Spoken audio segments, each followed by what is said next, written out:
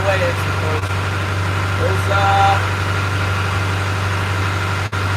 there's a little bit of a groundswell, but it's hardly nothing.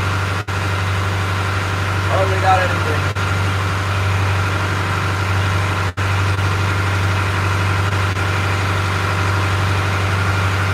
Are you out fishing? Highline? Yeah, highline is, we're the only line in this catch a bottom fish with the highline with the lean cod, close season lean cod. YouTube likes the ocean bar better because I always catch something out here. There's always something on the line.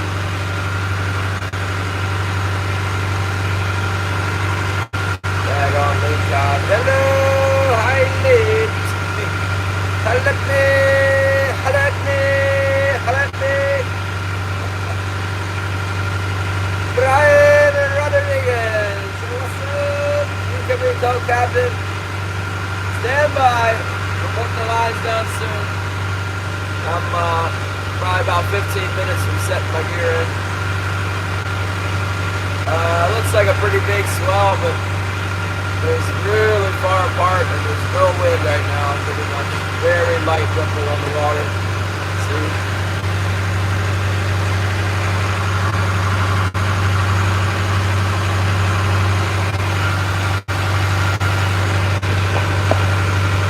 We're already offshore. There we go.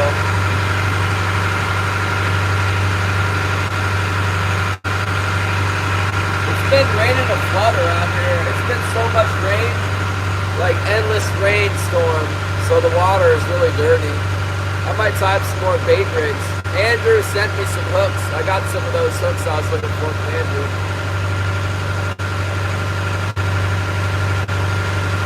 The ice hole, the cab, all basket stuff in the garbage. I got a bunch of old herring trays I need to get rid of, that's for sure. Morning drinking? I think that's the standard deckhand occupation on these boats. Morning drinking, a little bit of heroin, some meth, you know, that's how the deckhands roll. I know when I was deckhand age, I got into a lot of trouble. I always smoked weed. Big trouble making when you're in your 20s. You don't have a billion scales everywhere. I got some old herring. I got some old green label herring that probably partly rotten. The fish are gonna love those. I just thought maybe bait would work good today because it's the water I think is gonna be dirty. I think with all the rain we've had, the water's going to be dirty out here. The river's been pumping silt and the waves have been hitting the beach, so. Ah, man, I forgot to bring your hoochies out here again, Shannon. Dang it. That pink one over those green, that pink one you sent me over this green color here, that's good December color out here. It seems like the green one works by itself too, so. Look at these hooks. Check out these hooks that Andrew sent me. Look at this. Merry Christmas! Look at the QI A dot. That's what I was telling you, Shannon,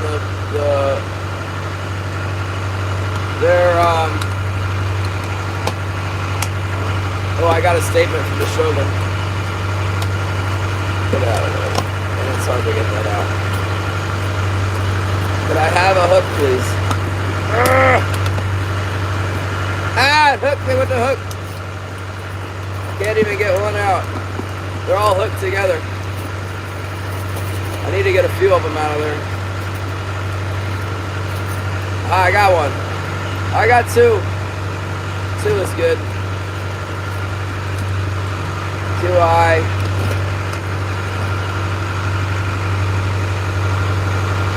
Andrew's like, if you don't want them, send them back. I'll pay your shipping back. And like, I'm not sending them back. That's not gonna happen. This is what I was looking for, a claw, A-dot claw. Oh man.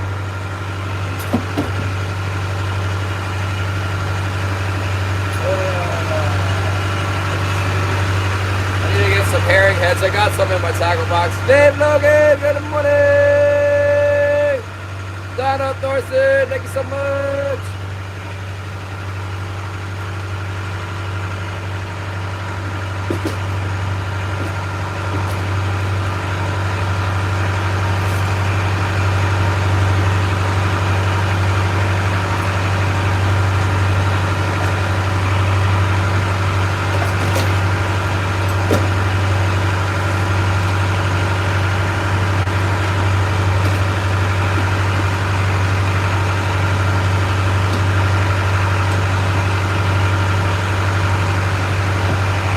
The mess that I've created in this boat is just unequaled by anybody. I don't believe it could be topped.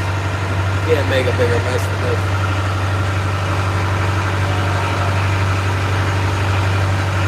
It smells like rotten herring down on the floor.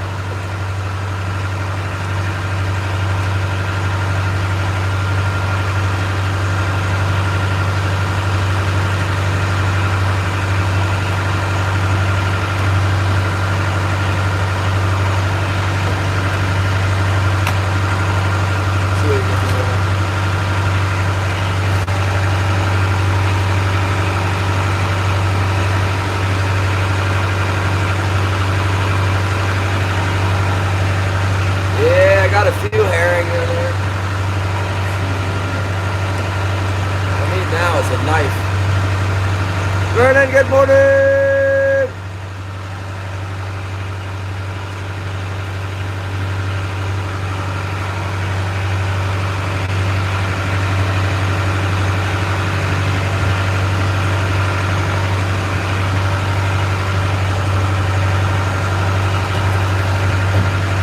I guess I just don't care.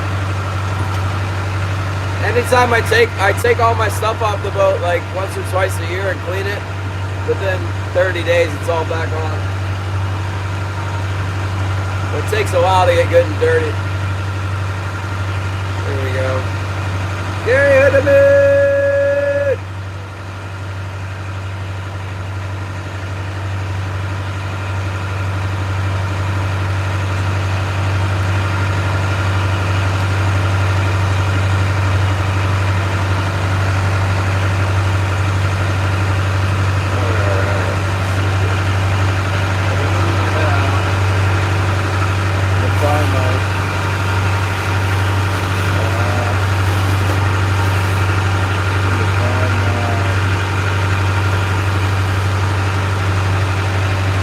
Gonna need some pliers here.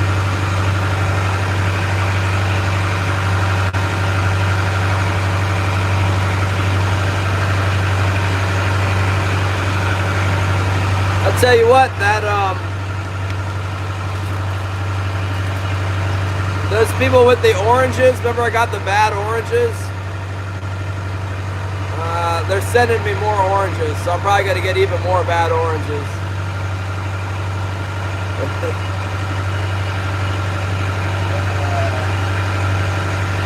Alright, thank you, Gary!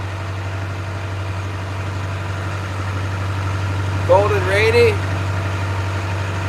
It finally stopped blowing the wind. It was still raining this morning, but my tote's not like completely full of water. That's a good sign. Oh man.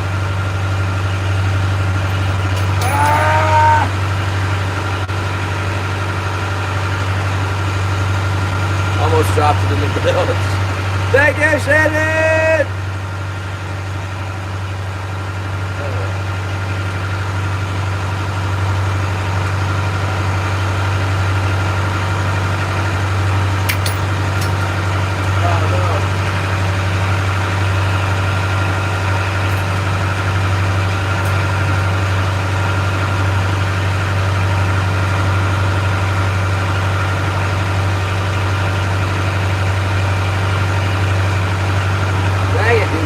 Got away. Thanks, Donald Thorson. Alright, I got lost my Wolfram Schnurr! I lost my hook. I better hold on to it this time.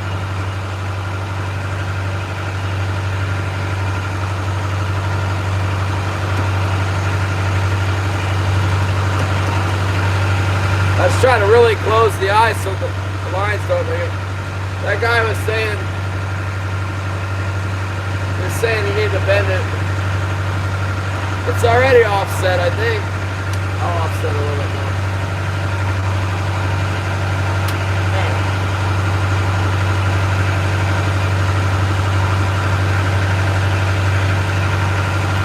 Andrew said I had to offset it.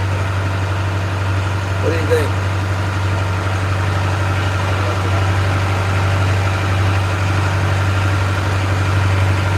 Need a bead? Now I'll put a bead on, so I'm gonna run those green label herring with it. Yeah. No, it went that way, I think. I heard it hit the neck back there, or the shelf. But I couldn't find it. We got one bead. You wouldn't think it'd make any difference with that bead, but it does seem to make a difference. I like a red bead the best, but I don't have any red beads handy. Maybe I do have a red bead handy in this 2 ways to look at it.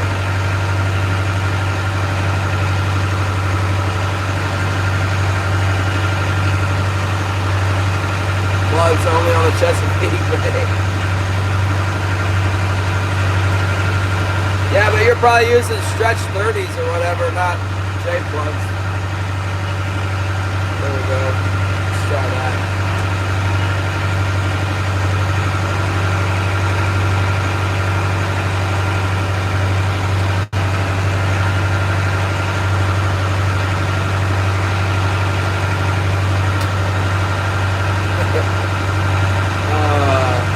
Well, at least the wind's not blowing on us yet. Very light wind. It's been saying light wind for like 3 days, and it's been blowing anyway.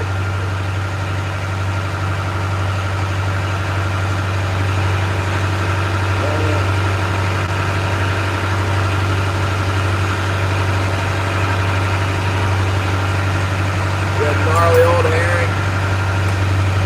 Still might be too much herring, even all salted down. Oh yeah, it smells like herring to me.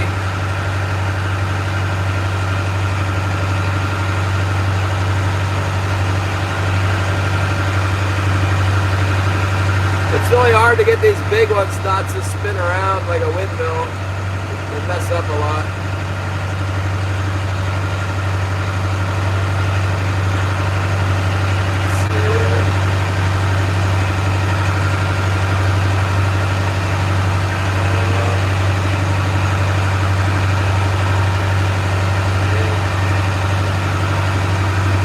Looks like it needs to come back a little bit more.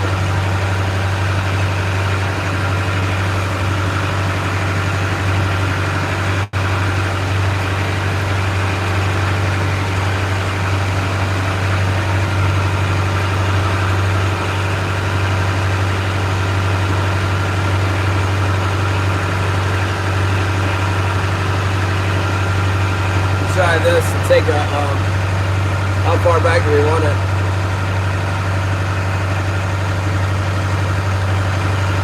We really want it more like that, don't we? Take a toothpick and just stick it in this.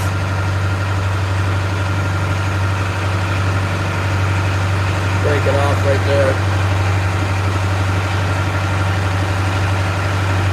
I don't want to be dragging around and have a fish and then get him short strike and not catch it. I hate losing fish.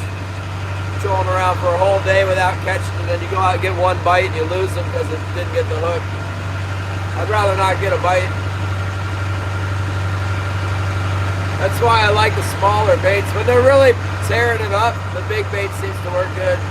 But if they're short striking, you lose them on the big bait.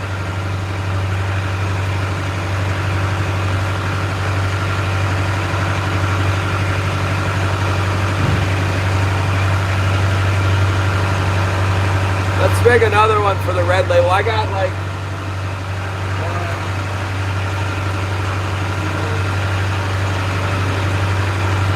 I have exactly 3 red label herring left.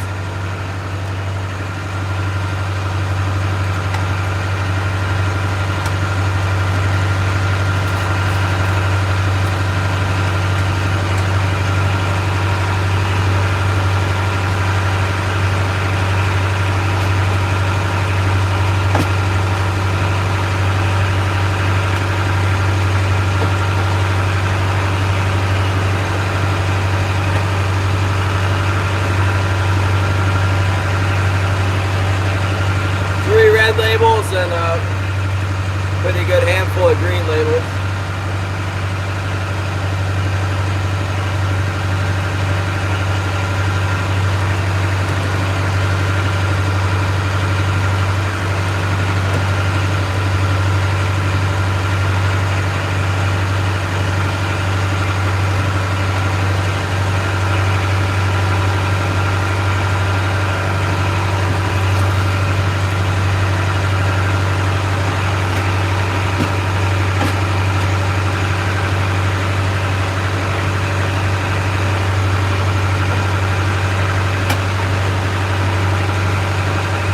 I gotta remember to order more beads. I'm out of the right bead that I like.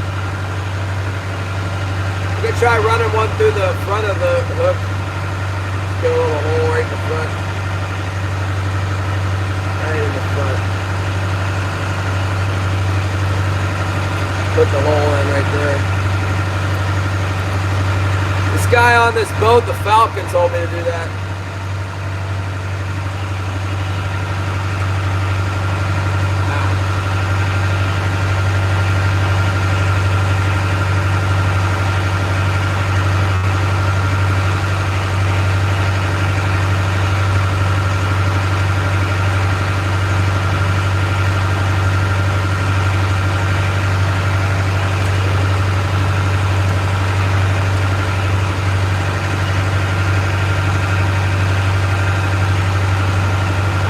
Chunk of herring on the hoochies. Yeah, when I first started fishing for salmon, we went on a charter boat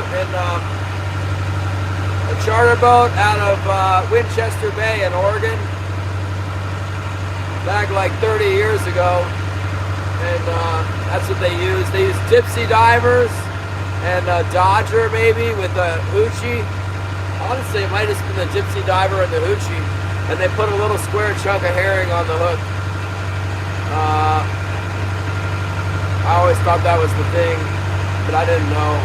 Then when I started running a charter boat, I looked it up on the internet and they said to use cut plug. So I ran cut plug. And then one time a guy told me to wire in the bait strip. And if you wire the bait strips into the hoochies, they work great. But honestly, it's the biggest pain in the butt of all things.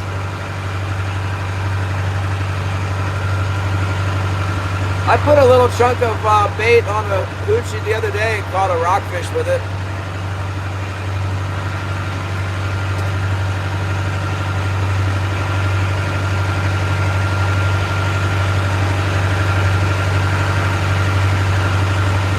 Good morning, Patrick! Christmas! Ahoy!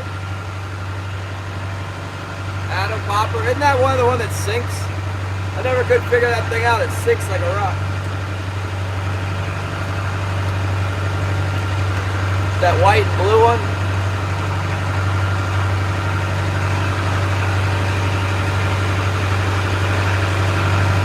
Let's try Andrew's 8-aught hook with a no bead at all. Let's run the 8-aught hook in there and then jam this nice salted herring. We're ready to rock first thing in the morning, man. It'd be nice if that hook would lay a little bit straighter, wouldn't it? There you go. See, that's the way to go right there. I like that. Oh!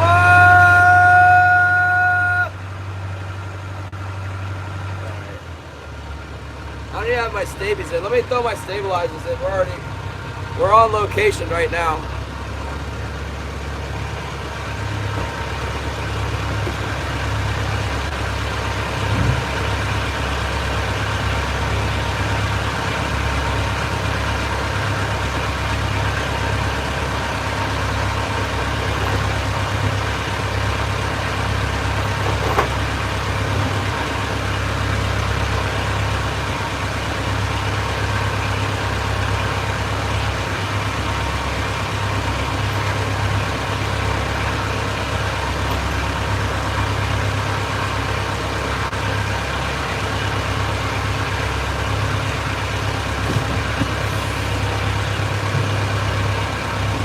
take back what I said. It rained a lot last night. We got our fish totes full of rain again, and the wind is starting to blow too. But it's light wind.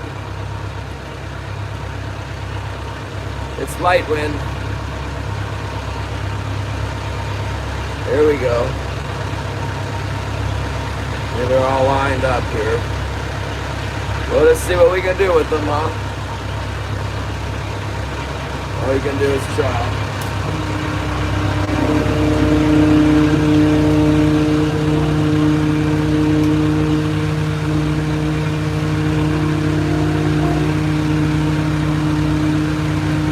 Jacket might have dried out a little bit from yesterday.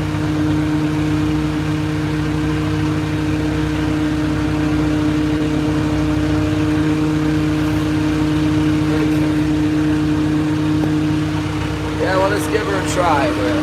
See what we can do with them. Oh my goodness. Look at my stabilizer. It's got hung up in the stabilizer. It's not supposed to do that. Oh my goodness.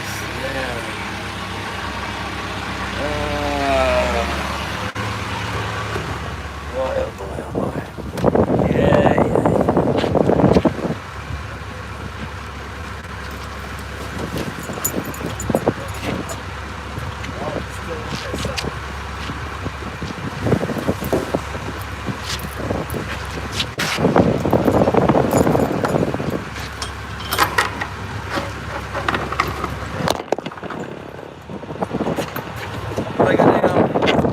It's like a planer for wahoo or whatever. Wilson, go lay down. Get out of here. No.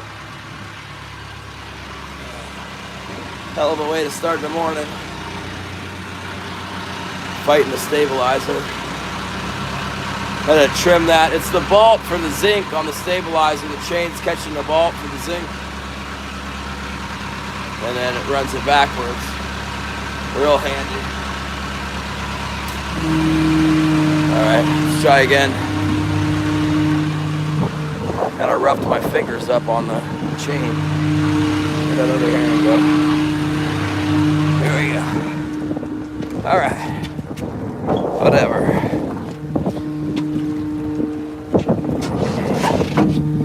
Water visibility is not good, but I've seen worse. Look how much rain in one night. Oh my gosh, this tripod's falling apart.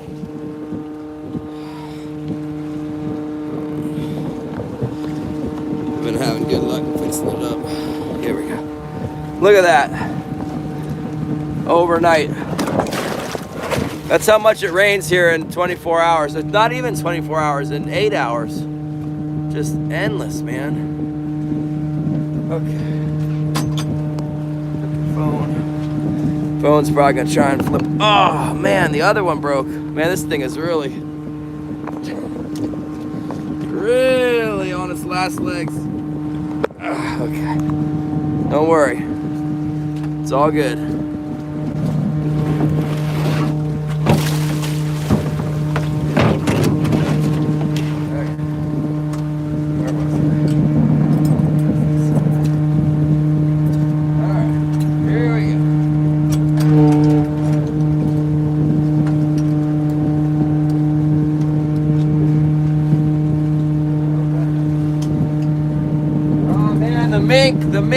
The mink has got on my tray, took my herring and tangled everything up.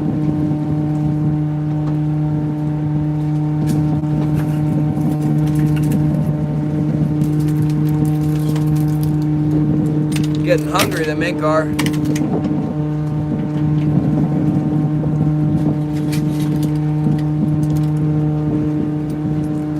All right, let's put this big herring with this Betchel Sun Flasher.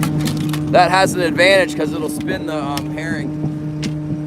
The Betchel Flasher will spin it around with the fin, because it's got the fin. It's an advantage with the big bait. That way, a lot of times the hot spot won't turn the bait over, but this will.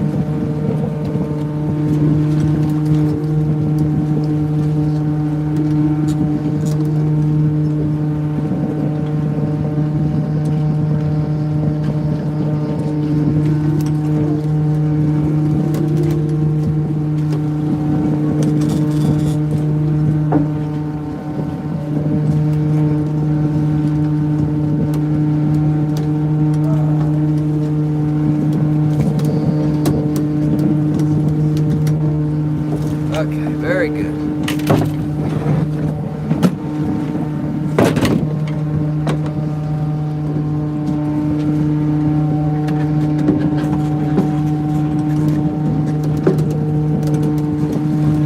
Yeah, everything looks good. The water's a little bit cloudy, but it's not bad.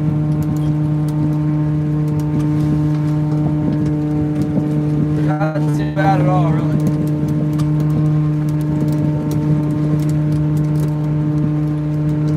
Uh-oh. I think this is the one with my donut out at 15 fathoms. Shoot.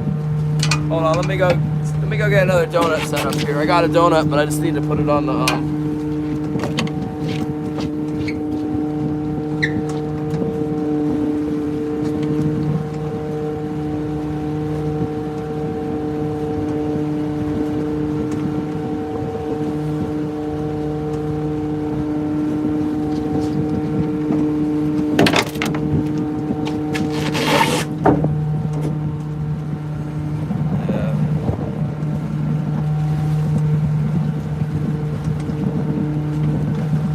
Get on there. Yeah. Uh-oh. Made it too short. Wanted to be short, but not that short.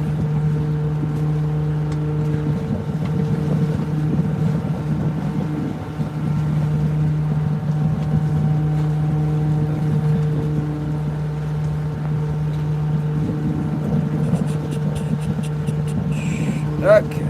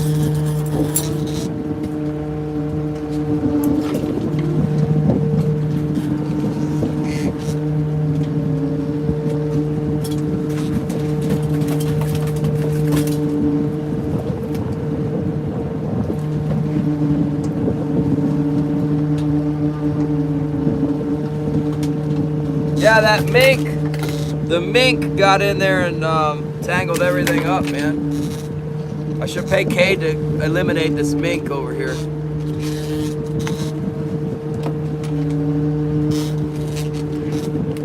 There we go.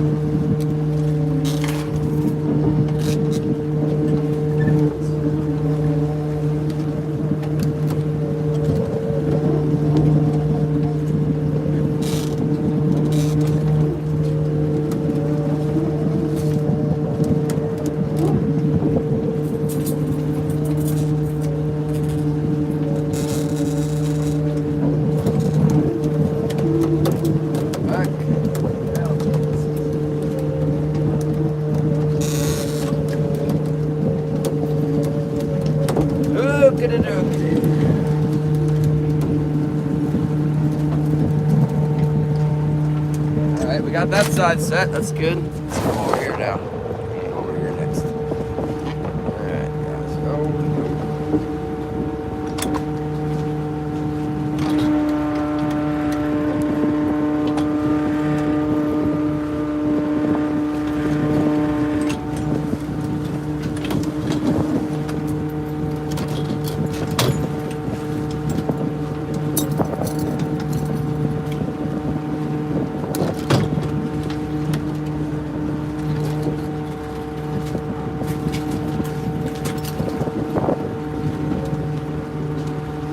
This hasn't been working worth the darn. Let's put this, I got tied this thing up the other night. Tied this bright green one up.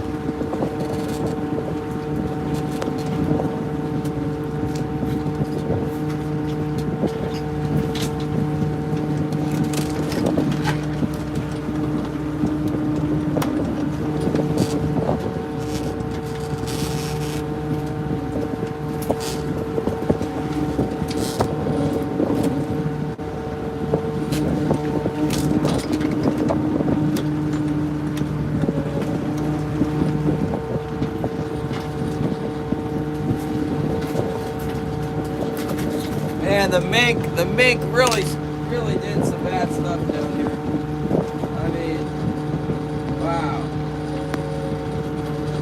Oh, man.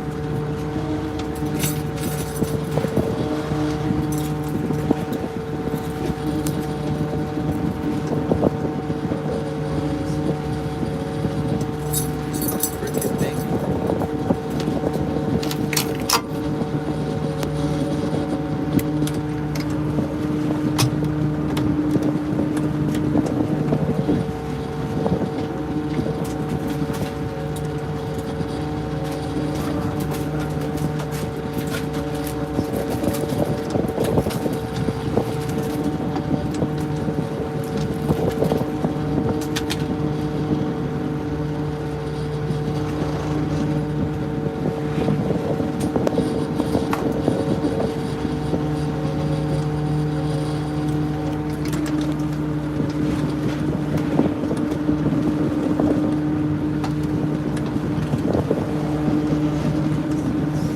Yeah, the mink get in here and just pull the line all over the place. Line all up the lots.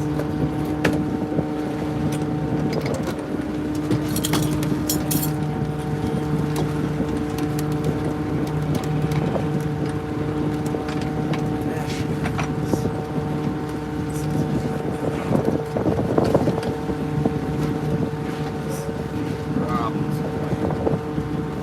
Heavy wire here.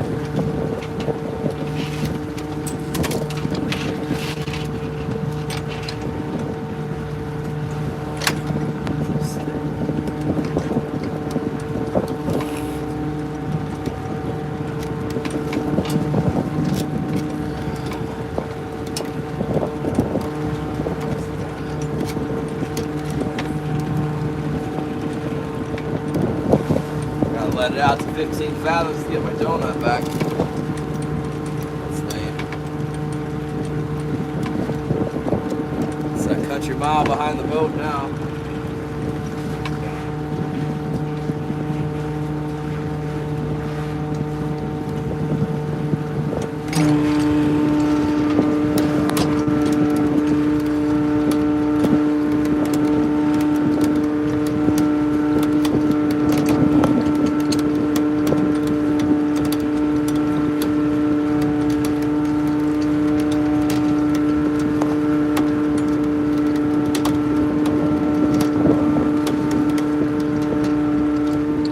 Actually, I kind of like the way the water looks today. It's fine.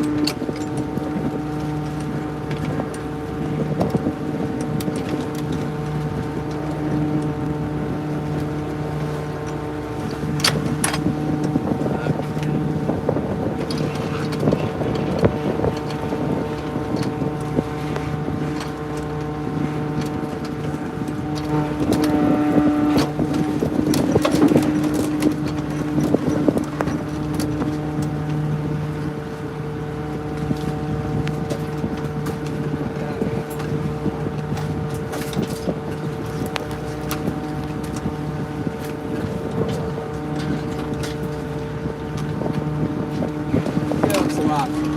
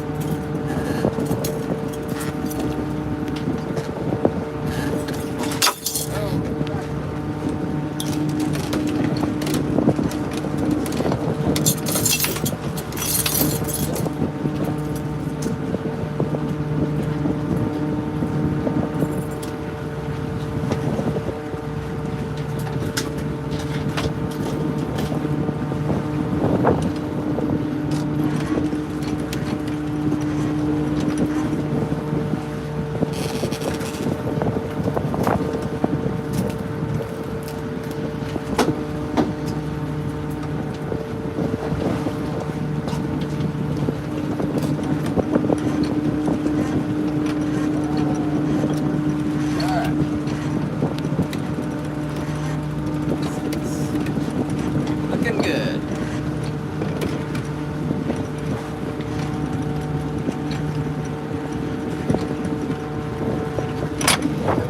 Looks like we got about 4 feet of visibility. That's fine. Maybe we'll try this big fly out here on the bar where we can catch something on it.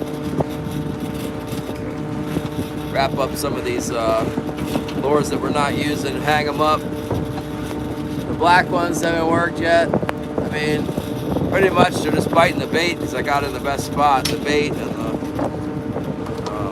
that figures. That's snagged up. I don't really have enough bait to worry about having these bait rigs out. Let's put them away.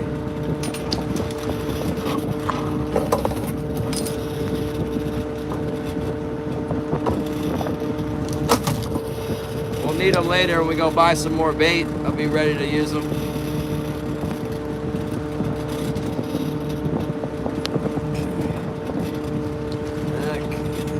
All this stuff back in here. Put it all back up in there.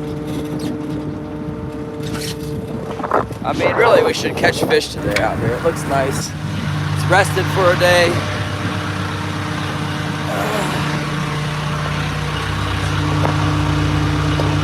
Got a lot going for it, man.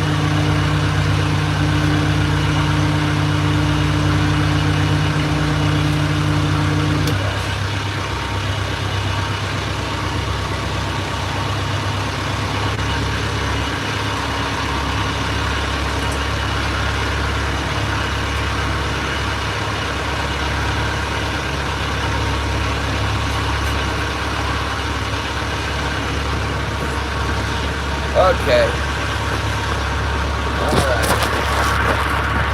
Wash you guys off here. Okay. Man, the weather is pretty foul, actually.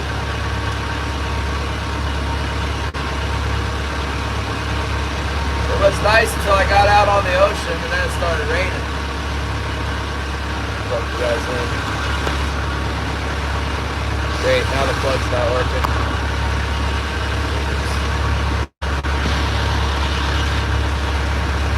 Come on now.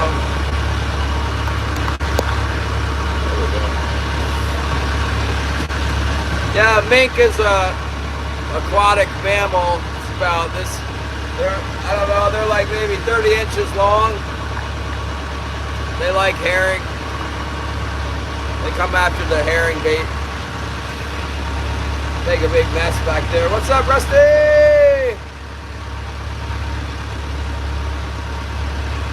It's open season on them for trapping. They used to be worth a lot of money, you know, like a mink coat. You got the fur coat with the soft fur, the very silky, soft black fur.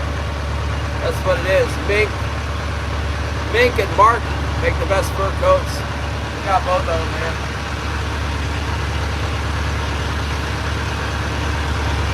They really like salted herring.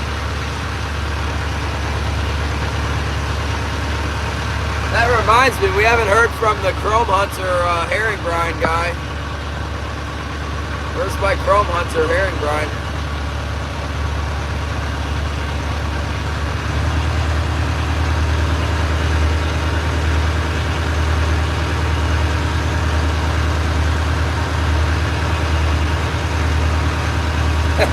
There's Grace. There's the saving Grace. I was looking over your channel trying to watch something interesting on there today. I commented on that video with the giant American eel. I mean, it's a big one anyway. I've caught striped bass on eels that big down there at Kipton Peak. One time I got a big bass on an eel that size. Put like a, I can't remember the size of the hook, like a 10-aught circle hook in their nose, and then send it down with a little egg sinker. Yeah, I got a big bass on one like that. 40-pound stripers there. They'll eat an eel like that. I heard they work good for cobia too.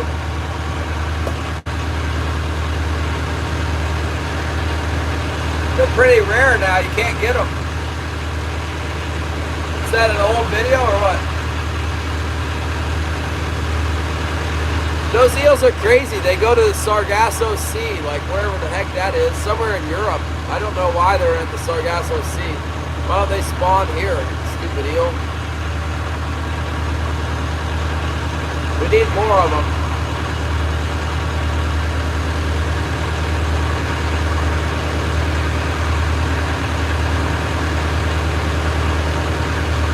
Yeah, it's pretty nice today. There's no chop yet. Like a 5-mile-per-hour wind, and the ocean's laying out nice and flat.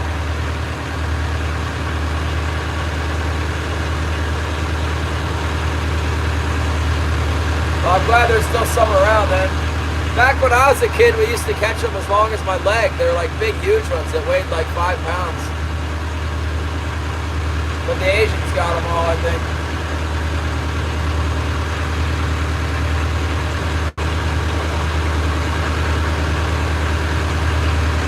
They're good to eat, for sure. I like them too.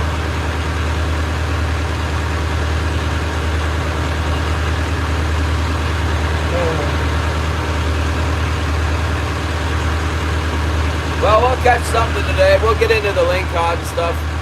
I'll make sure of it. Holly has the truck so I can stay out. I need to sell these 3 fish from the other day, so I gotta come in before. I gotta be in the parking lot by 4:30 or 4:20. Oh yeah, wire for the bait. I like that like 12-2 electrical wire. Electrical wire with a pretty stout whatever. I just 12-volt wire, I cut it apart. Use the wire inside. I haven't done it in a while. Like I said, it's a pain in the butt.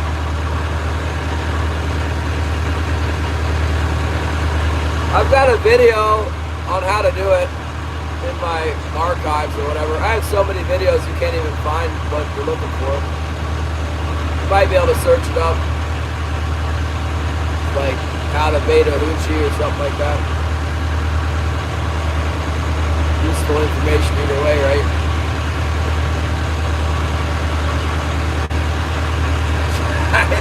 Searching that on Google.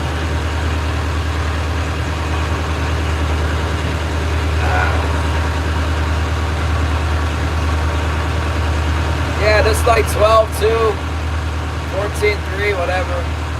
I've had wire that was too thin when you cut it. When you cut the insulation off, it's like little tiny strands. You can just twist them together. Whatever. That's it makes it even more of a pain in the butt. You use about like, what is that, 3 inches, and then you just loop it onto the swivel or the eye of the hook, and then cut the fillets, and just, it takes muscle memory. It's really tricky to get them to lay on there, right? But if you get them to lay on the hook right, they're like, lay on it like a couple little wings, and then you got to make sure you don't make them too long, or the salmon will bite it'll just bite the herring, and you won't get the salmon. A lot of current today. That figures. At least we'll be ready to, we got all our hooks in and we can work around the high tide instead of being like too late to get high tide out here. The other days when we were out here on the bar, it was like by the time we got out here and started fishing, the high tide was already done, happened. Today we were fishing on the incoming. Full force tide rushing in. See if we can locate some fish, and then maybe we can catch a few when it starts to slack up, turn around.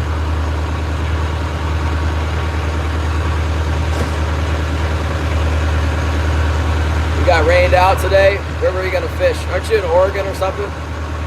Don't they have winter steelhead coming in yet?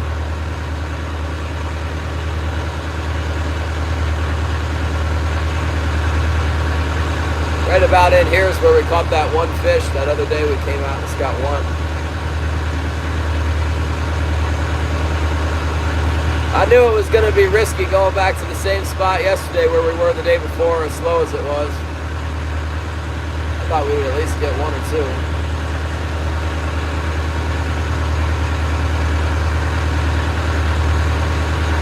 Both what?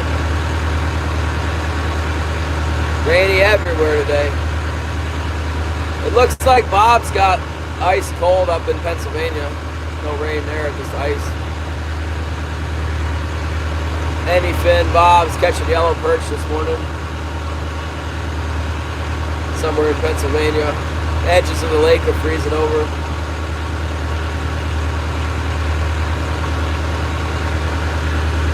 I was daydreaming about going clamming today. I was like, I could go clamming and drag the satellite thing with me and dig up some clams. I don't know how exciting that would be, but I've never done it here actually. Getting close to the reef now. It should be a smaller tide. The tide should be a little less extreme than it has been.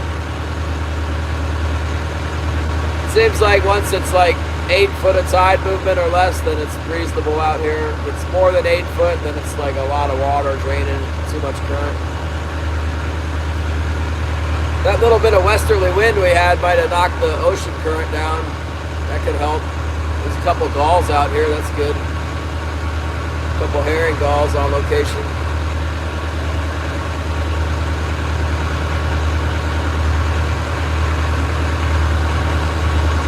Yeah. Well, Bob's doing the YouTube as his job, so he's gonna fish no matter what.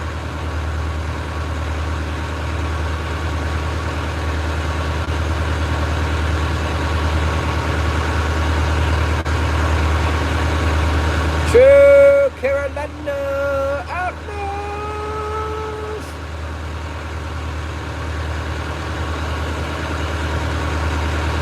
Yeah, I like fishing in North Carolina. That's where I used to go when I was a kid. I used to go there, and yeah, I was so poor. I didn't have any money. I'd go there and I'd guide the tourists for flounder there at the bridge on that little flat by the Oregon Inlet Bridge. On the, what would that be, the south side of the bridge. I'd help them catch flounder, teach them how to catch the flounder, catch a live bait for them and stuff for gas money. So I could get home back to Virginia.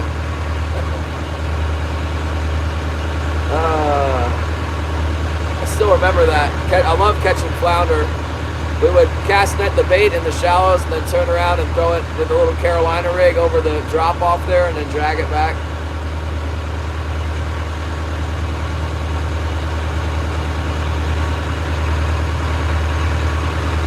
Slime fishing and reel, I don't know. I didn't know. All knew everything. Now True Carolina Outdoors. Sounds good to me. That's a good name.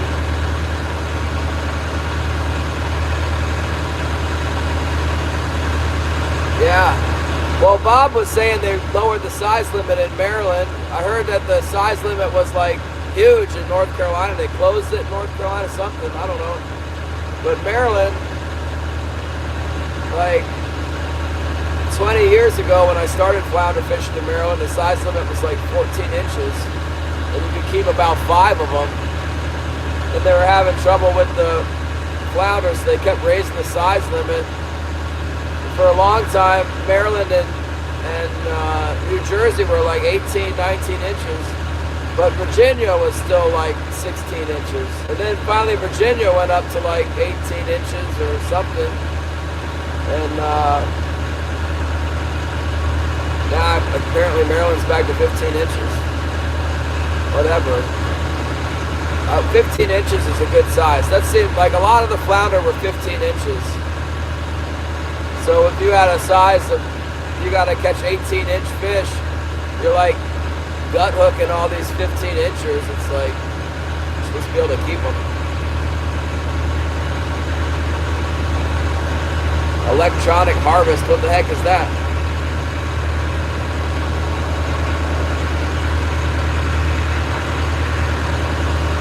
There we go, we're getting up alongside the reef now, getting on the drag. We're kind of went off into no man's land there a little bit.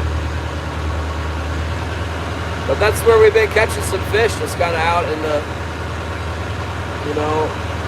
15 fathom section of the bar. So you gotta report your flounder individually on a like electronic report card.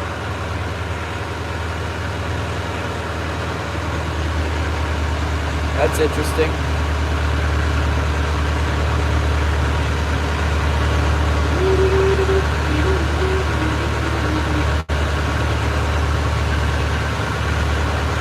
Oh, not Captain Farrah.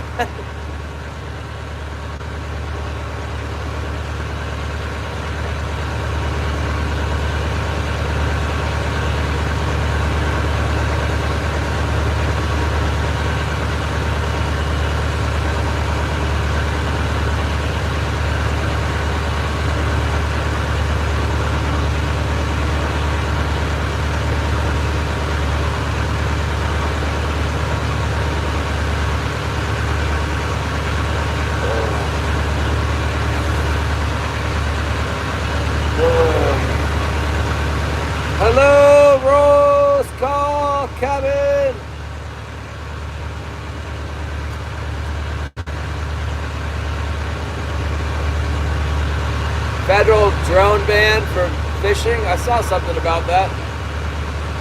I really don't care about that.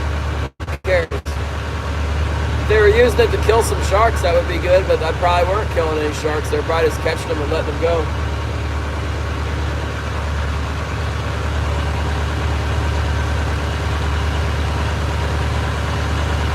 Alright.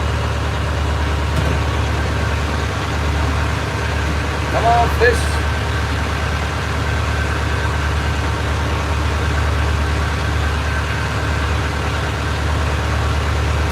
Well, the day we got 3 fish out of here, there was like a few fish around. We're kind of getting them on the regular. It's hard to catch a keeper, but we're getting some salmon.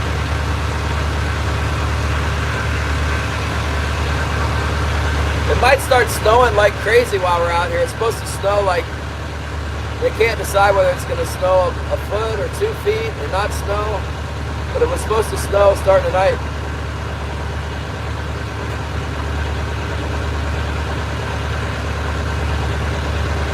Yeah, it rains like it's starting to get depressing how much rain. It's going to switch to snow and then it'll be pain in the butt snow.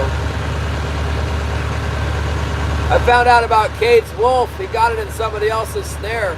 Like somebody gave him their trap line to clean up and shut it down and check the traps, and there was a wolf in there when he went to close the snares. One of them had a wolf. That's disappointing. I would rather it be like one of the snares I set or one of the ones he set. Catching somebody else's wolf is not near as cool. I guess the kid was still real happy with it. He didn't care. He just wanted to catch the wolf. And then he said he didn't want a wolf trap anymore because there was so much trouble skinning it. But I'm sure he will. You don't catch them very often. They stink, man. Caught it on Wednesday and he came into Bible study smelling like a wolf for sure. You could smell that stinking wolf musk on him. They have a strong smell.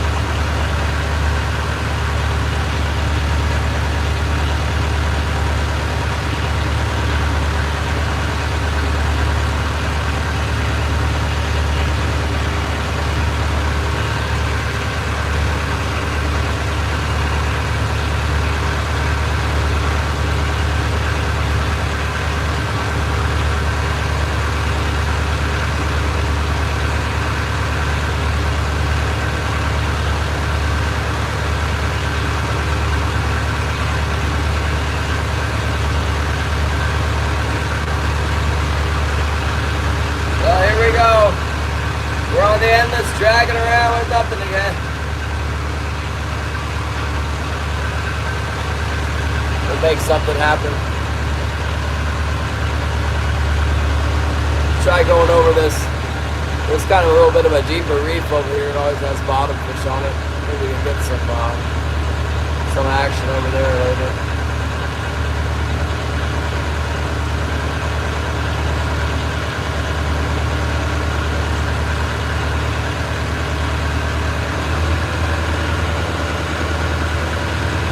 Patrick, good morning.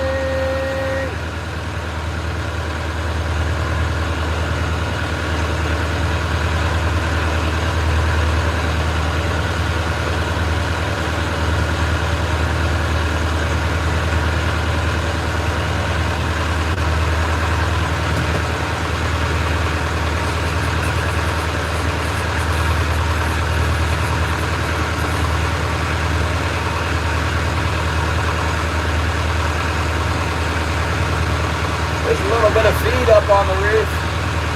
Not a whole lot, but some. Seeing some life down there.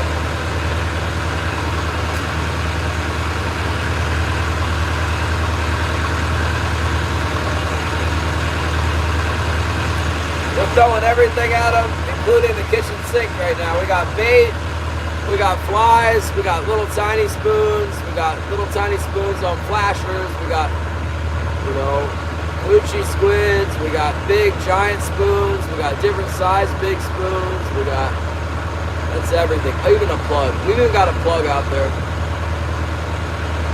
Thank you, Tete 1608.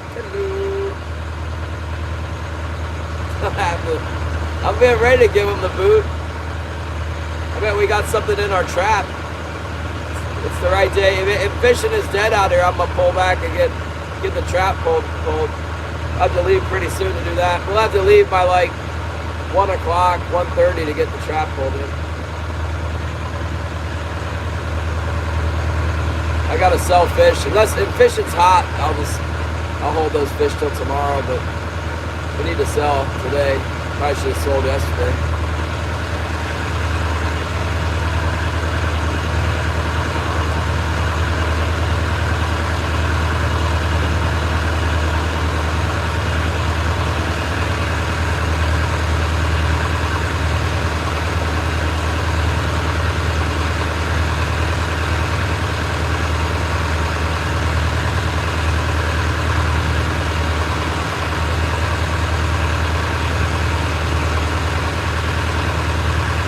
I know, right? I probably won't set it back. I have enough crab.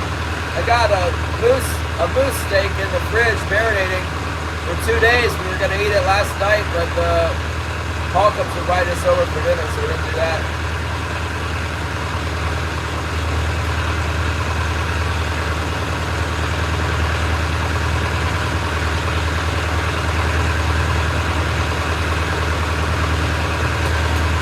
We'll just see what happens. We're on the bar. There's been a few fish here. It's been really hard to catch them, but hopefully there'll be something out here today too.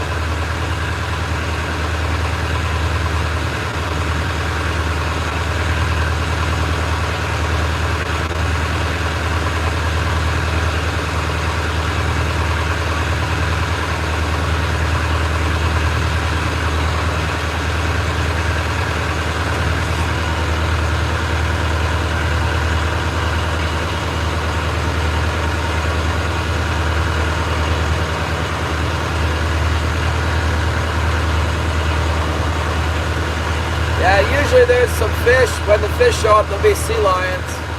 Fish, king salmon and sea lions follow each other. King salmon, or the lions follow the king salmon. Haven't seen any lions yet this year out here. No king salmon.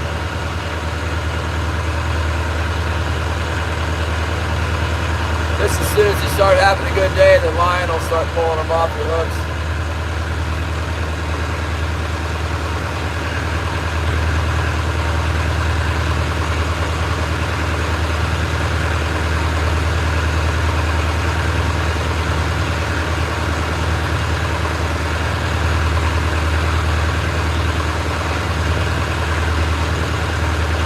Got reasonable weather today. I'll put you in the this thing.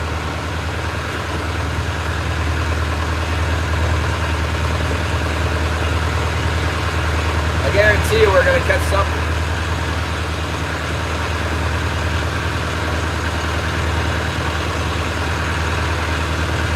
West Central Atlantic Ocean.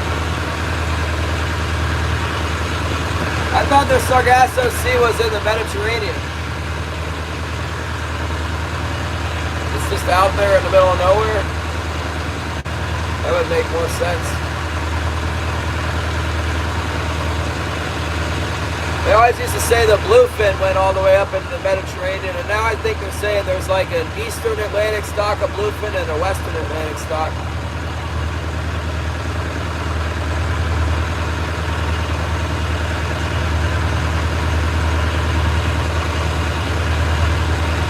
Oh, there's Silverleaf. Hello, Susie B. Trapper quit coming in the live streams. I don't know why. He's still got a channel. He's got his own channel. He's been posting up a bunch of Aurora Borealis stuff.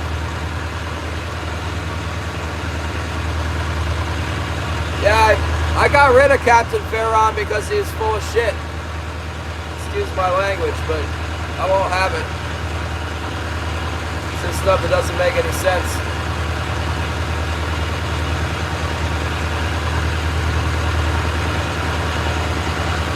I don't know if you know the guy personally or what, but come in here and talking nonsense. I got rid of him. He emailed me and he said, hey, what did I do? And I said, you said that you could take a boat from North Carolina to the Bering Sea in 10 days. And that's BS. And he didn't argue with me about it. I haven't heard from him. I banned him. He claimed that he took his commercial boat from North Carolina to the Bering Sea and then turned around because of some regulation, and none of that makes any sense. And then he was arguing with my moderators about it. So I hid him from the channel, and then my email is public information, so he emailed me and said that my moderators were giving him a hard time, and I brought up the point that, you know, what you say is impossible to do, and he didn't have any answer for it, so I got rid of him. And I haven't heard from him on the email since. I didn't have to like block him from my email, and he hasn't come in here and caused a problem either. He'll start eating.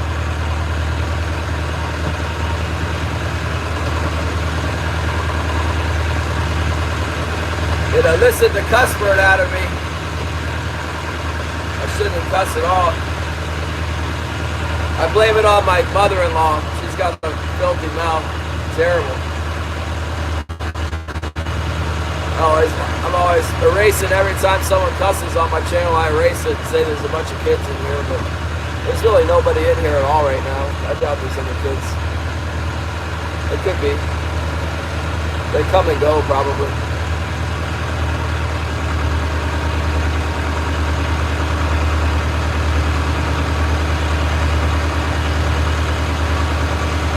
He was lying.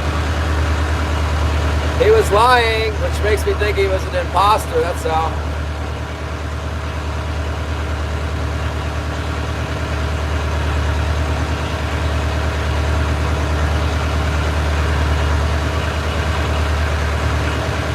Yeah, no, it's not good to cuss.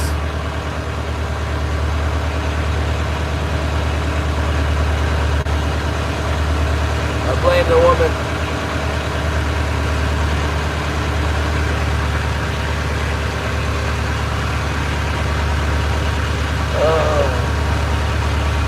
What's going on with Alaska Critter Camps? You get anything new on the camera?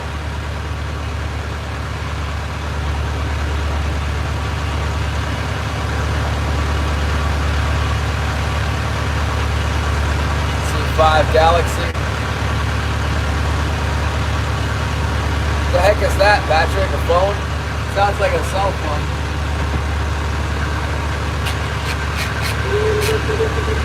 We got the fish cam here. We're going to set it up as soon as we get a bite. Oh yeah, there's a lot of tide.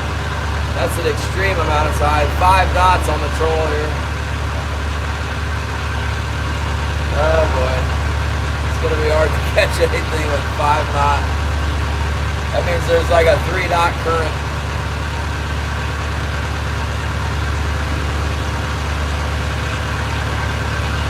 Well, at least we got we'll have a tide change. We might be able to catch something on the chain.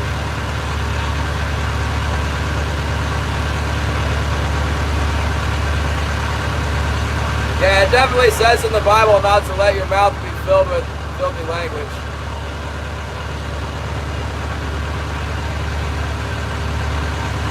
Wouldn't take me too long to find that.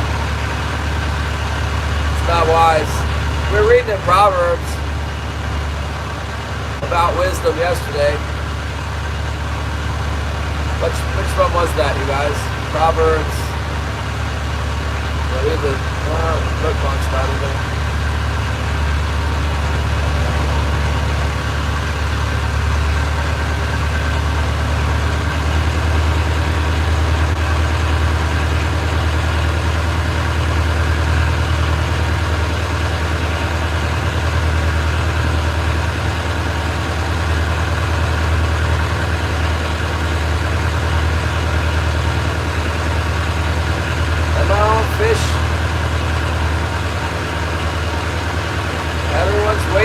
right, especially me.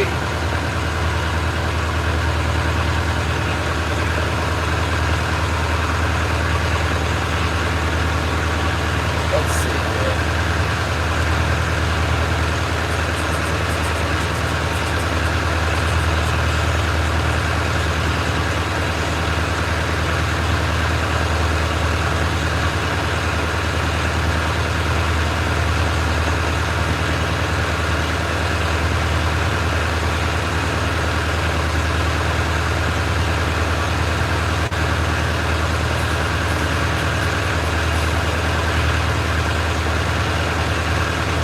Yeah.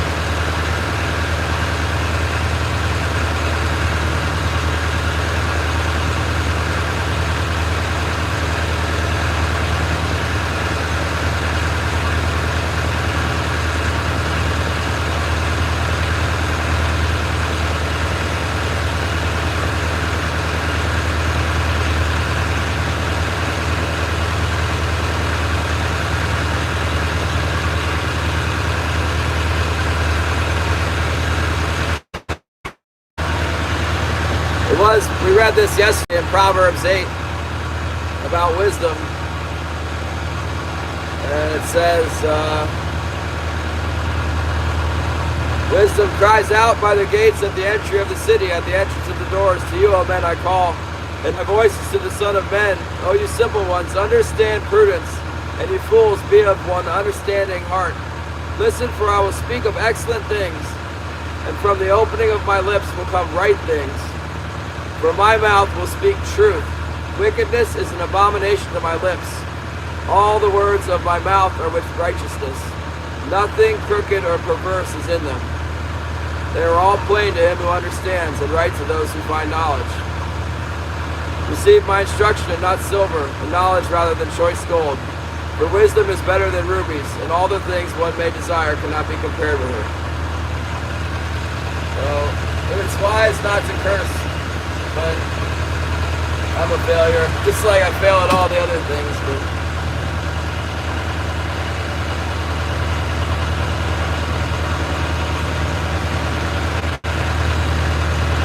yeah, you're definitely not supposed to call someone a fool.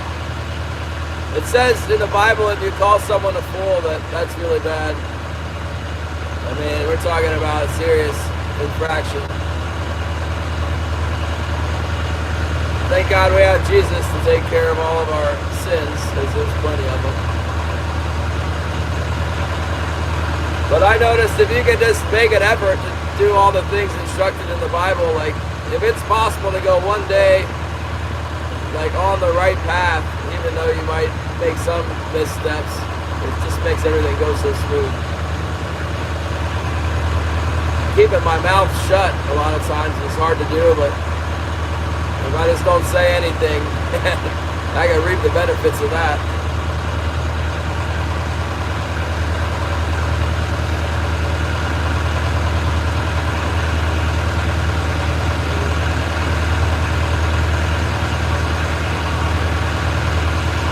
For example, if I hadn't cursed about what's his name, and I'd have just kept my mouth shut, then I wouldn't have to worry about cursing. The whole conversation would be more graceful than it turned out to be.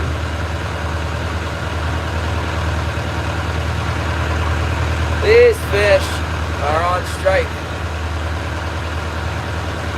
I think I'll probably end up going back to the west. I keep like trying over here and not getting them, and then heading over to the west, because normally the west is best until the spring.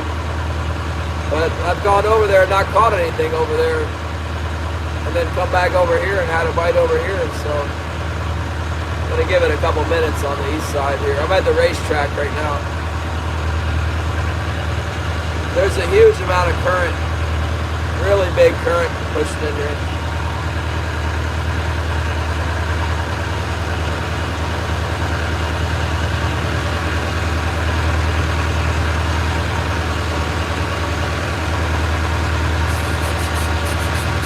Yeah, I'm playing my mother-in-law.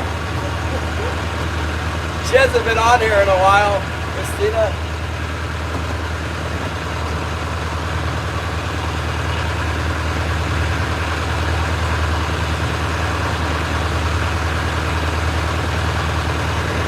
saying James about the tongue. It says a lot of stuff in James, doesn't it? There's some good stuff in there about talking too much. It is James anyway. James is after Luke, after John, right? It's right in here somewhere, I think. Acts. It's after Acts. Towards the end. What was that? Romans. Yeah.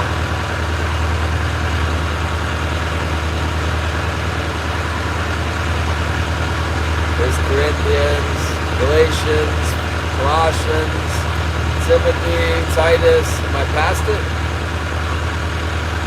Uh-oh, here comes Killian. It's definitely before Revelation. Killian wants to know if I'm catching fish. No, Killian, I'm not catching fish.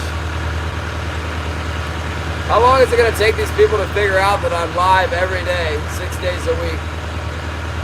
9 to 3 or something like that. And I don't answer my text unless it's an emergency. Do I have to go to the after Hebrews? Corinthians, Galatians. It must be short, huh? I've already Timothy, Titus. What am I missing here? I'm going to the table of contents. It's got to be done.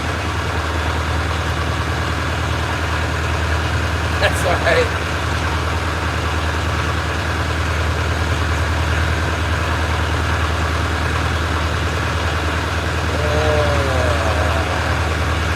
Need a little practice here. Can't find the right book. Yeah. Let's see. I have such a terrible memory.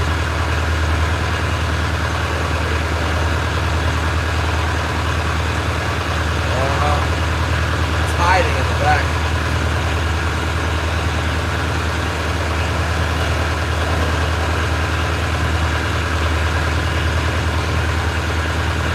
Any second now, I should get a bite. Sometimes it takes me a while to get going. There it is.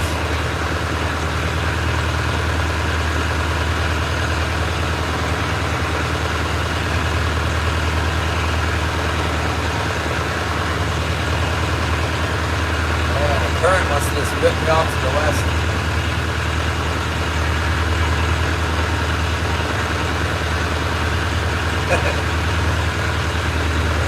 Yes. James 3, the untamable tongue is the heading. My brethren, let not many of you become teachers, knowing that we shall receive a stricter judgment. For we all stumble in many things. If anyone does not stumble in word, he is a perfect man, able also to bridle the whole body. Indeed, we put bits in horses' mouths that they may obey us, and we turn their whole body. Look also at ships, although they are so large, and are driven by fierce winds, they are turned by a very small rudder wherever their pilot desires. Even so, the tongue is a little member and boasts great things. See how great a forest a little fire kindles. And the tongue is a fire, a world of iniquity. The tongue is so set among its members that it defiles the whole body and sets on fire the course of nature, and it is set on fire by hell. Every kind of beast and bird, of reptile and creature of the sea is tamed and has been tamed by mankind, but no man can tame the tongue. It is an unruly evil, full of deadly poison. With it we bless our God and Father, and with it we curse men who have been made in the similitude of God. Out of the same mouth proceed blessings and cursings. My brethren, these things ought not to be so. Does a spring send forth fresh water and bitter from the same opening? Can a fig tree, my brethren, bear olives, or a grapevine bear figs? Thus no spring yields both salt water and fresh. Meditate on that. It's a good one, worth refreshing in my mind. I knew it was in there, but I didn't have it. I didn't have the whole chapter in my brain.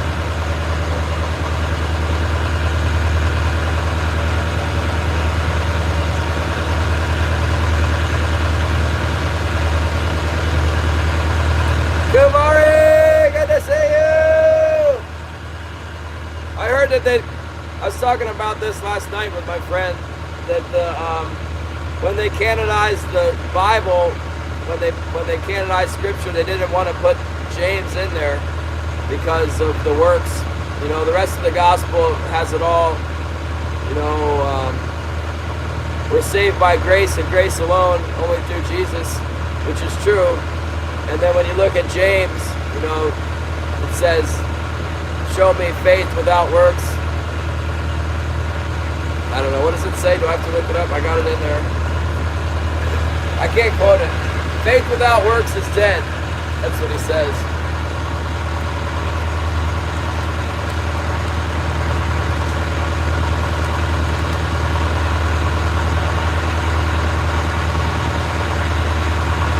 Doers, not hearers.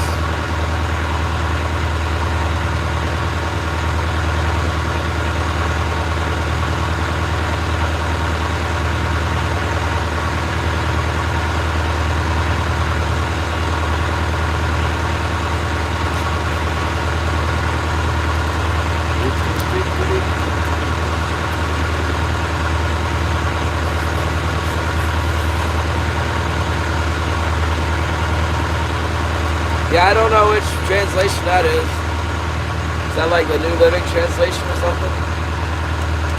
It says it different in the New King James.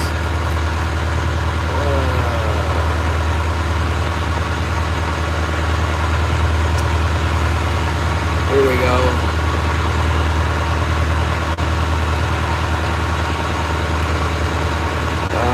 James 2. What did you say it was? 2:26. Yeah, James 2:17. Thus also faith by itself, if it does not have works, is dead. But someone will say, you have faith and I have works. Show me your faith without your works, and I will show you my faith by my works. You believe that there is one God, you do well. Even the demons believe and tremble. But do you want to know, O foolish man, that faith without works is dead? Was not Abraham our father justified by works when he offered Isaac his son on the altar? You see that faith was working together with his works, and by works faith was made perfect. And the scripture was fulfilled, which says, Abraham believed God, and was accounted to him for righteousness, that he was called the friend of God. You see then that a man is justified by works, and not by faith only. Likewise was Rahab the harlot also justified by works when she received the messengers and sent them out another way. For as the body without the spirit is dead, so faith without works is also dead. Amen.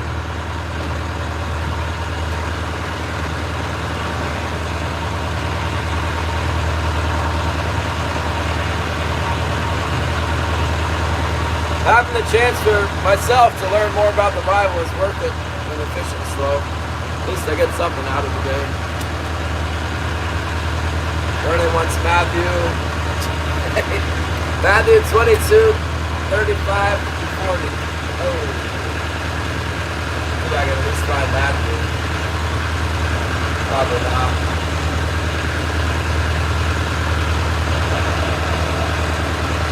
Matthew 22. Isn't that the Sermon on the Mount? Matthew 22-ish?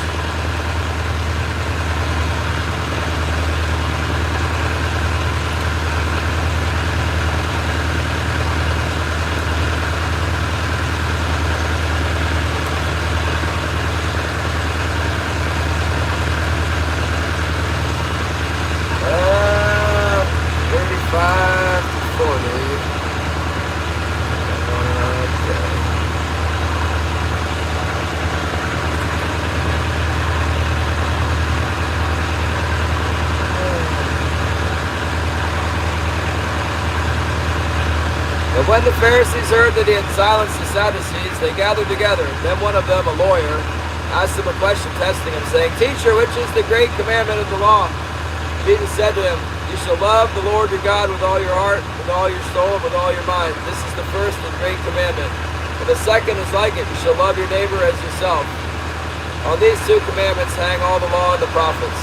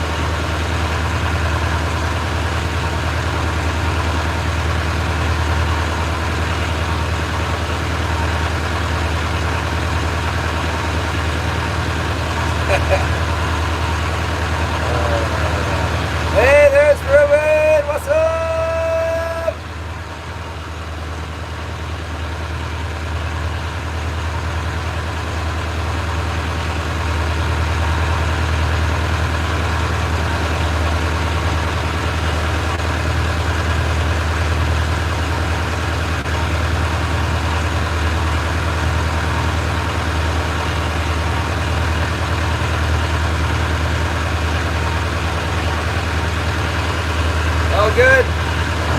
That sounds like a good time. Tying the jigs.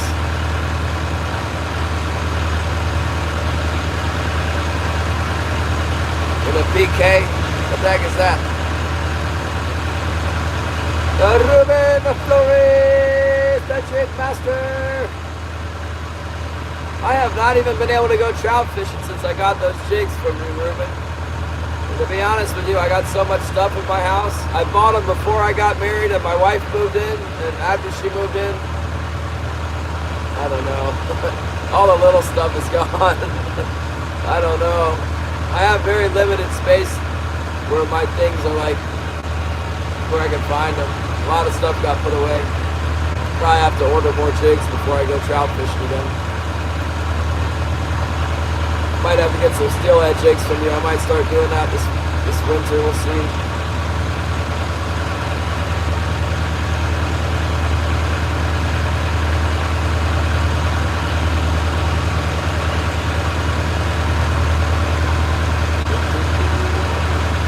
Supposed to start snowing here. We'll get a different look when everything's covered with snow. I get some snow in my fish holes and everything will be different. Gonna get real cold, dude. Might have to take a day off to wrap my pipes at my house. I gotta put some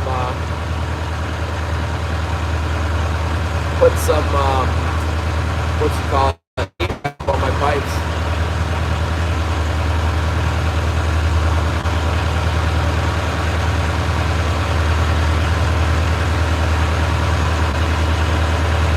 Yeah, we're gonna get something here, David, for sure. Might not be until the tide changes. There should be a bite at the tide change, I guess.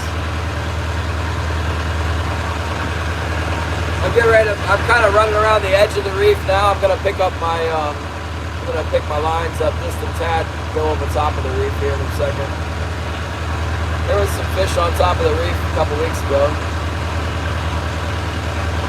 This particular reef.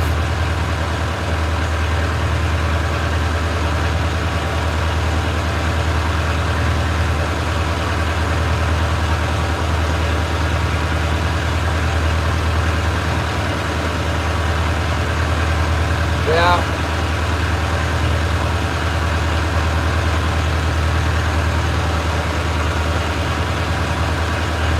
Pretty much everyone's a hypocrite, there's no doubt. Join the crowd.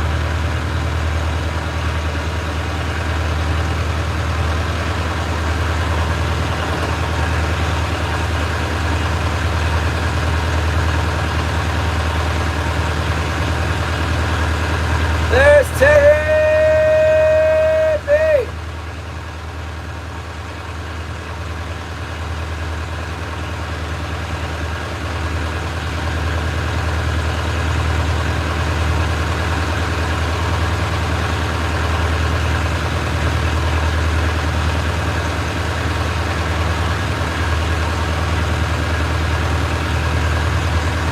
What about you, Terry? Nothing's happening here. I got my hooks in. I'm just trolling around. The ocean's really nice today.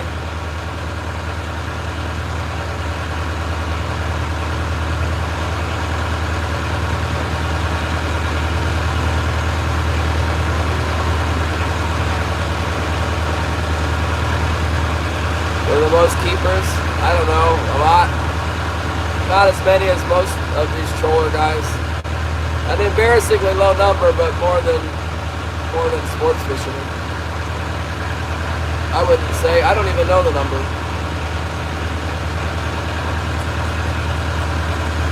A good day out here would be like 20 fish. A really good day. Like 20 fish is exceptional. 10 fish would be really good. 0 fish is bad.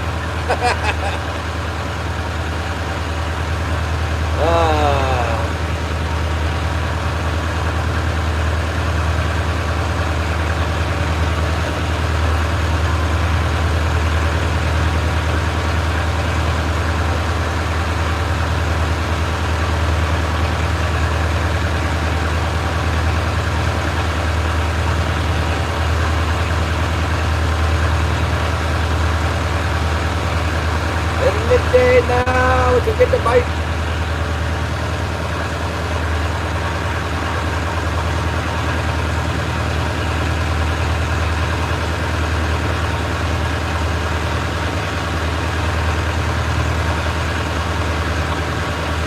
Going fishing, Terry. What's going on with the Terry fishing train? I haven't seen any updates from you on your YouTube.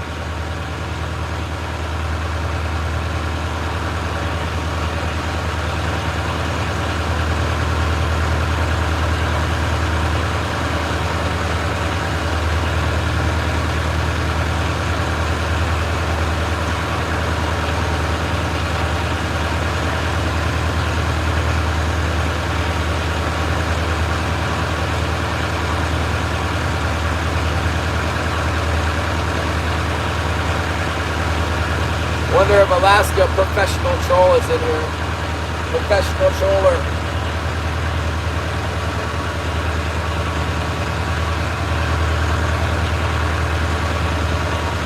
Somebody dug out and text him so he doesn't come out here to the dead zone. Sorry about that. I don't know if I'm still alive here.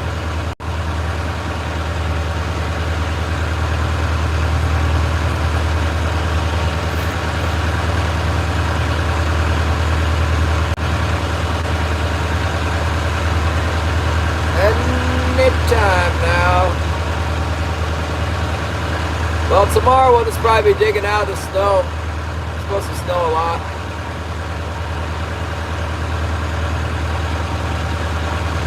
I wish I could go deer hunting or something.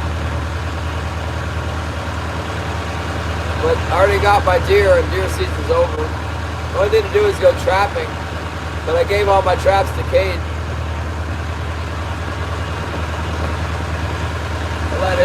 Let him go trapping.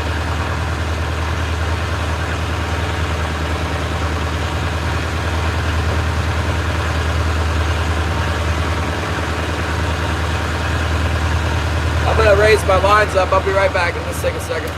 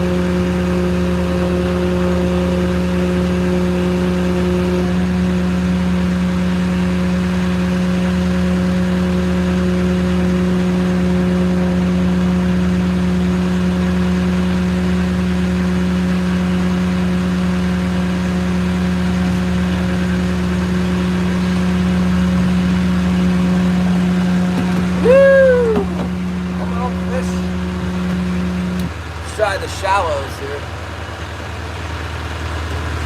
Try going right over top of the shallows.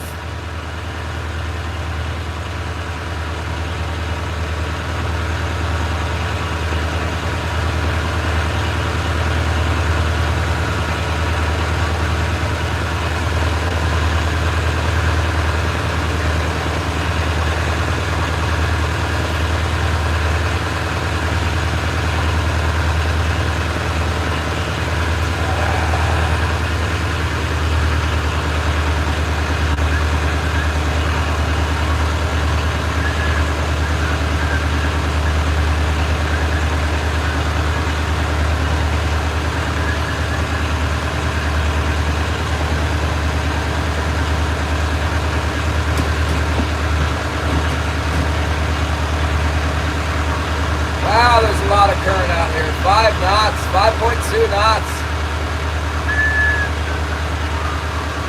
That is flying.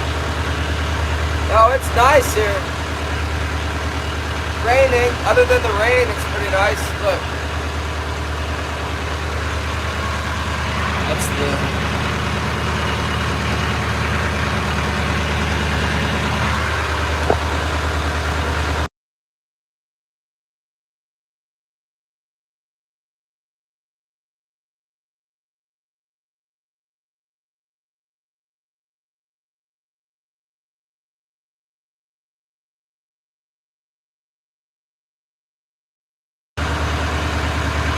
Just king salmon.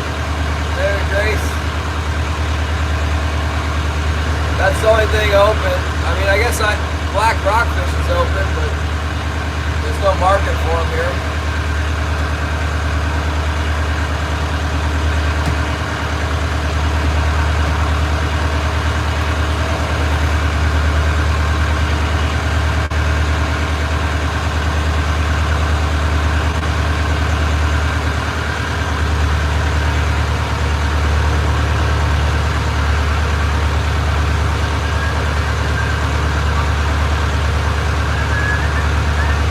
Unmute? Is it still muted?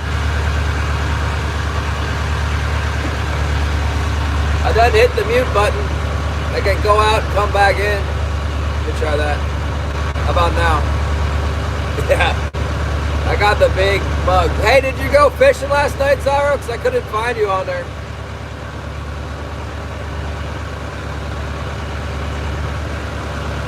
Blowing up. Yeah, she's got a good personality. Attracts the people. I have a lot of fish here sometimes, not recently. And we read the Bible, so we learn, especially me, learn more about the Bible. And sometimes it's popular, sometimes it's not. But when the fish are biting, there's a lot of people in here. You see, as soon as they start biting, they come around. I don't know, the AI can like see the fish, or people are watching, and if there's a fish on there, they watch for a couple seconds more, and then the AI just starts, the algorithm just starts dumping people in. But you don't have any fish, then not very many people here. How about tonight? You get to go fishing tonight? We're all ready for you to catch the snook.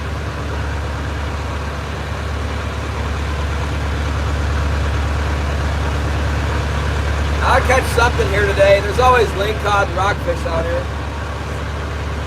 They don't bite well until the tide slows down though. The tide's ripping right now.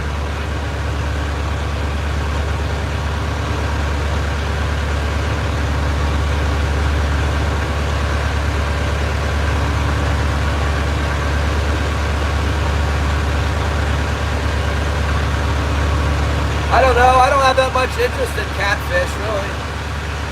I don't mind stopping by and showing a little support. You know, if they're catching something, I'll watch, see what they're catching.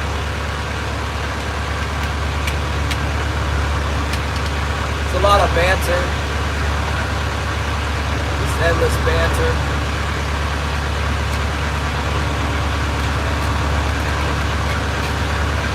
There's not that much to talk about with catfishing, I don't think. It's like, cut the bait and throw it out there. How much you can talk about? I got 24 hooks to think about. I guess Jody's got 24 hooks too, so she's got some rigging to talk about. They never talk about rigging.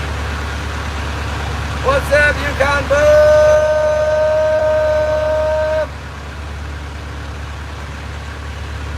Oh man, yes, the bobber and the shrimp. Northern fishing and outdoors, what's up?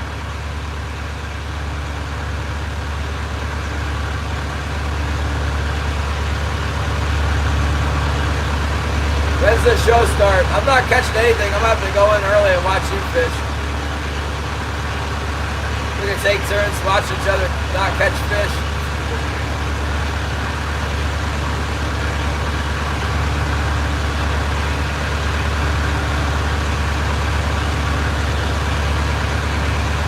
I think I might have a lingcod on my board heavy. It was kind of hanging back a little bit when I checked it earlier, and now it's wiggling some.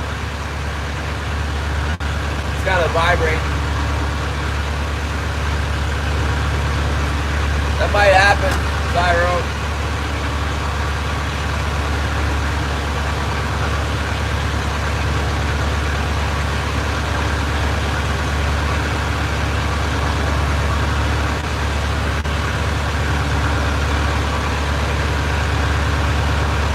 Get the Montezuma's revenge. You get cross-contamination from those, what do you call those baits? The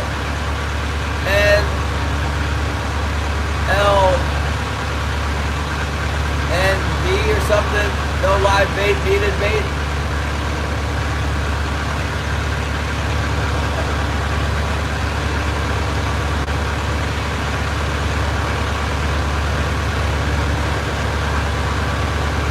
Come on, fish. They like to hang out on this reef sometimes. Gosh, it's been so slow this year. Unbelievable.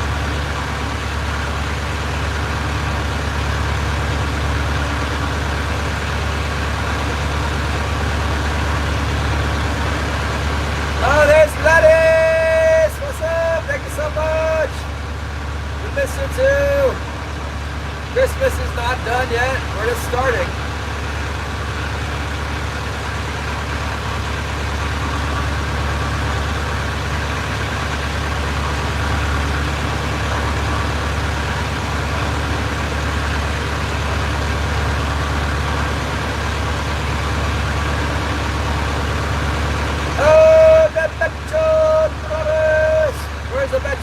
I got the Vetchel flasher out there right now.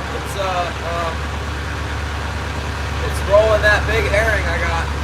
Maybe a big 20-pound king will grab it. We're in business. We got the hooks down. It's getting dark again out here. Probably start snowing.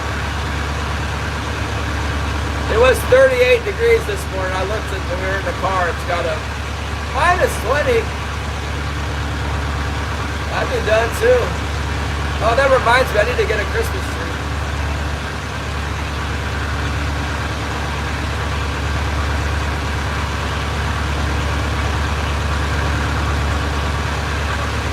Did I tell you guys they're sending me another box of those oranges? They better be good, or I'm still gonna want my money back. If they send me a box of the same oranges that don't taste right, I'm not gonna accept it.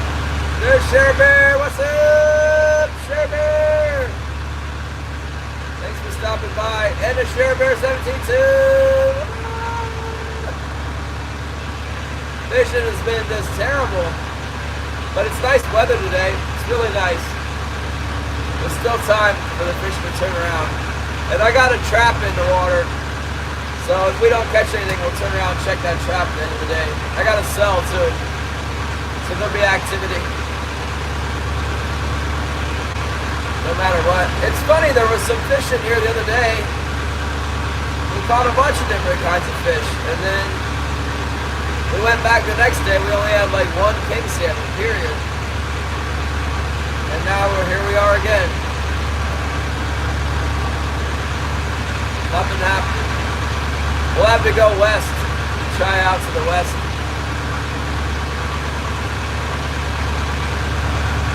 Maybe today will be the day that they show up out there.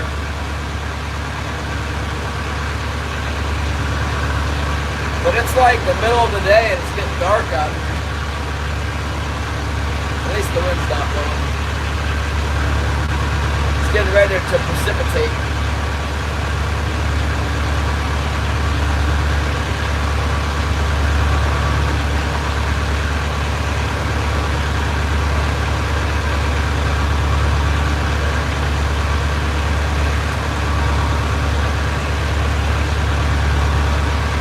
Got three what? You're not fishing without us, are you? Oh yeah, there's three in my fish box, that's true. They don't have enough ice, I'm kind of nervous about that, but whatever. They don't give me a lot of ice, I don't have a lot of ice. I'm gonna have to pack some of this snow in my fish holes. Tomorrow we might just do a quick pop-up where I put snow in the hole and maybe go top off the fuel, I don't know. I'll stay busy one way or another. I got a lot of chores around the house. I've been getting all these boxes from Amazon. I got all the boxes sitting on my deck. Need to go to the dump.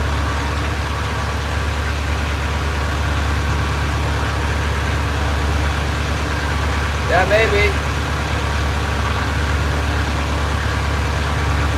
Yeah, it's weird. Normally we find some fish somewhere, like up the bay, in the islands, around the harbor, on the ocean bar, the other side of the bay. Everything's dead right now.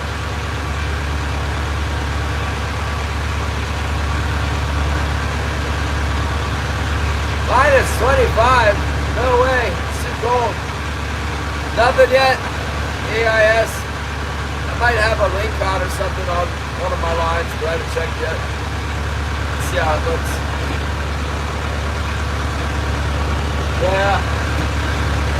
Yeah, there might be a link caught on there. It's kind of hanging back, you know.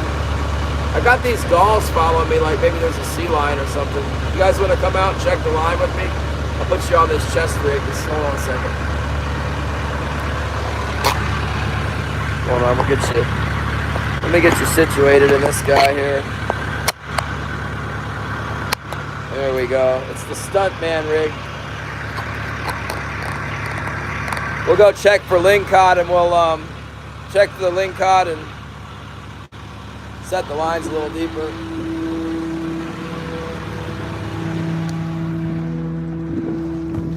Real nice weather, huh? Look at that.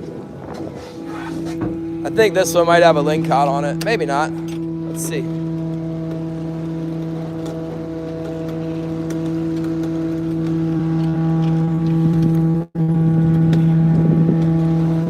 Oh, it's got a daggone goose barnacle thing on it. Oh no. Hey, you guys, we could fry up some barnacles. Want some barnacles? Look at that thing. Golly. Where's all my knives? Goodness, stuff falling out of my pockets. Let's see if I can get rid of that thing. It's been out in the ocean for a while. Got it with the white assassin. Kind of a cool looking barnacle, isn't it? Look at that. Yeah, that's a goose barnacle. Apparently they're good to eat, but those ones are a little small for eating. I mean, maybe we could eat it. You guys want to try eating them? What the heck? We'll fry them up at home. Those ones are pretty big. Let's take the big ones. State troopers are probably waiting for me at the dock. Goose barnacle season's closed.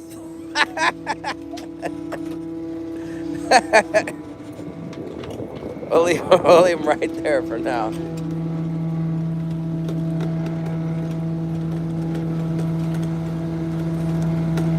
You just never know what you're going to get out on the ocean, do you?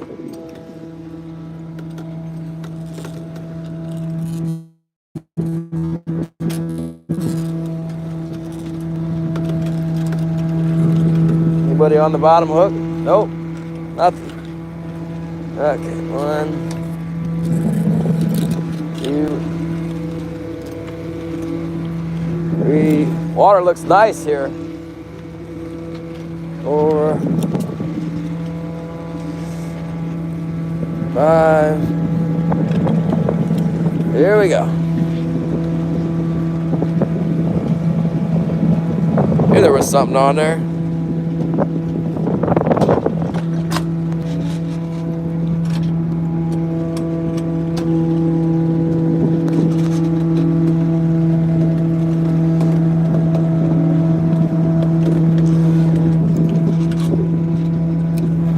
Set down another mark here.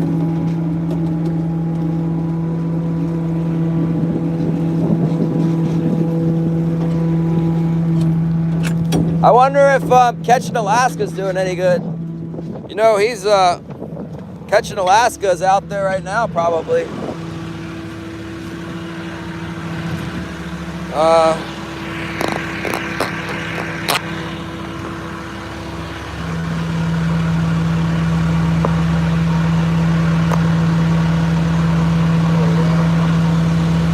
Pretty smooth. He said he was leasing or borrowing somebody's skiff. He had an aluminum skiff. Those aluminum boats fish really well.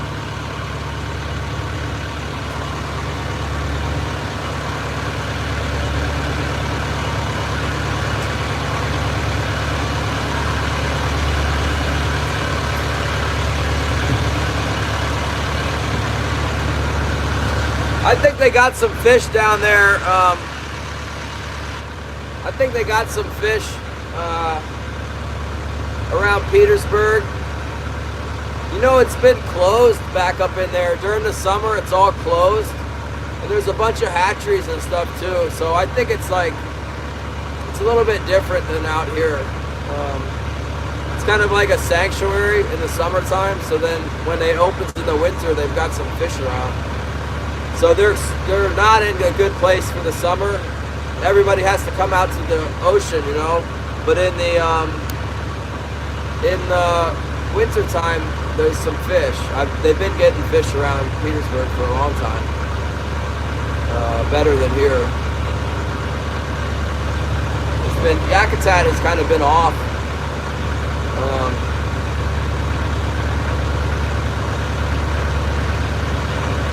So I think he's got the potential to do really good down there. I guess what I'm getting at. They got some good fishing in the shallows. I know a guy who's got like a float house down there. He's kind of secretive about it. He watches the channel too. He has a big boat in Petersburg called the Kimber that he runs. Man, the current is just flying. I'm like idling and I'm doing 4 knots, 4.5 knots on the idle to the west. We'll go try over here.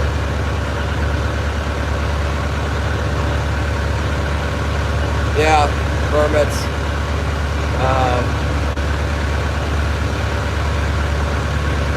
Well, the cops usually aren't around here, but they were in town recently. You never know when you get checked.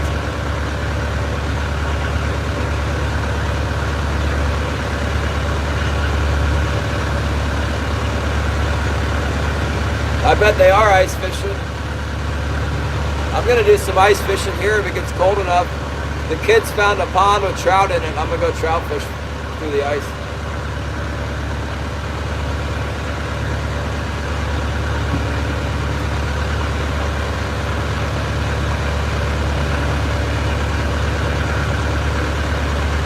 I keep threatening to take the stream up to the river and just fish for sport fish on the river. I'm gonna do it here shortly. If we're not gonna have a winter king season, I'm gonna start going to the river.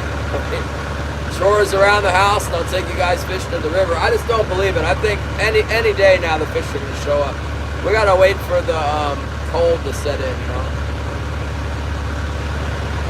Get this huge tidal system out of here. These monster tides can shut everything down too. Yeah, good swimming weather. Smoked trout.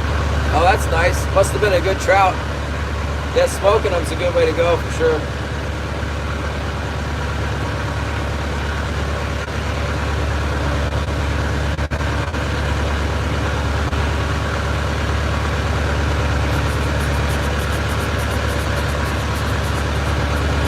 Yeah, that's bad.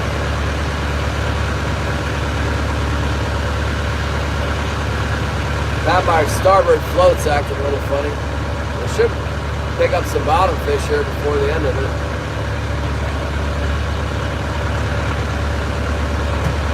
I saw something where they were down in like Chile and they were eating those gooseneck barnacles. They had big ones that were like the size of a coffee cup. That's a gooseneck barnacle, I think. Saved like 4 or 5 of them.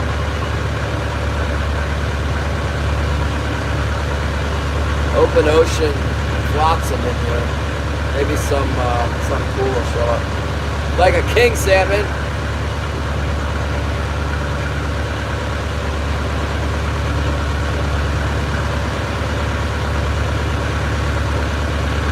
I don't know. I saw it on like the Discovery Channel. They were eating them a long time ago. Something on YouTube.